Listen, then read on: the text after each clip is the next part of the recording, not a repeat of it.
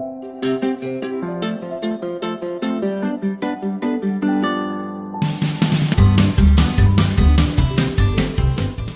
let's just see some of the problems that are related with the number of the tangents. So the problem number 1 or the question number 1 says that prove that the perpendicular at the point of contact to the tangent to a circle passes through the center. So we just have to prove that the perpendicular at the point of contact to the tangent is actually passing through the center. So let us suppose if I'm just taking a particular figure for this particular question. So let us suppose if I'm just taking a circle with the center O, and I am further again taking any particular tangent as AB at the point of contact P over here. So let us suppose if I'm just starting the proof of this particular question with the let us suppose we are just taking a circle. So we have a circle with the center O, with the center O, such that AB is a tangent to the circle at a point of contact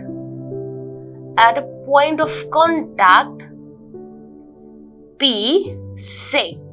So let us suppose we are taking this particular as nothing but a tangent. So let us suppose I am just doing a little bit of construction over here. So I am just taking draw any perpendicular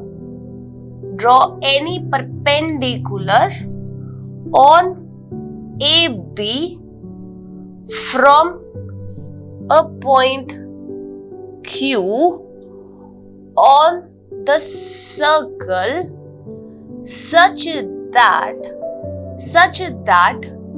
QP is perpendicular to AB. So we are just taking any particular point. Let us suppose if I am just taking any particular point over here, and let us suppose if I'm just talking about this particular point. So we are just taking any particular point Q on the circle such that I'm just drawing a perpendicular. I'm just taking a perpendicular on this particular tangent, and I'm just calling this particular point as nothing but Q. I'm just taking this point as Q. So as per my construction, I have drawn any perpendicular on this AB such that you can see over here that QP is perpendicular to AB. Now further we know that since angle OPB is nothing but is equal to 90 degree, because we know that the radius is always perpendicular to the tangent. From the theorem, we already know about this concept that if we are just talking about this particular angle, so we know that this radius OP is actually making an angle of 90 degree with this particular tangent. We already know about this fact from the theorem number 1. Now further we know by construction we know that QP, or we know that angle QPB is also 90 degree. We also know by construction that this QPB is also 90 degree, because we have already drawn this QP in such a manner that QP is perpendicular to AB. So it means that QPB angle is also equal to 90 degree. By construction, we have drawn this particular angle. So hence from 1 and from 2, what can we say about this 1 and 2? So from 1 and 2, we can say that the angle OPB is equal to the angle QPB, which is nothing but is equal to 90 degree. So from this equation number 1 and from this equation number 2, what can we say? We can say that these two angles are actually equal to each other. It implies that if these angles are equal to each other, then implies that this case only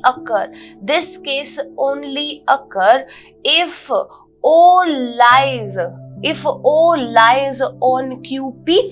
So this case only occurs, means these two angles will be equal to each other only if when O lies on QP. Definitely we can say this fact, because if these two angles are equal to each other, so this thing only occur if O lies on QP, definitely. So it implies that this case only occur if O lies on QP. So hence this is what we wanted to prove, that the perpendicular at the point of the contact to the tangent to a circle always passes through the center. So hence we can conclude from this particular fact that if O is lying on this perpendicular which is drawn to this particular circle, and thus this is nothing but passing through the center of the circle. This is what we exactly wanted to prove. So this case only occur if O lies on QP, which implies that the perpendicular at the point of contact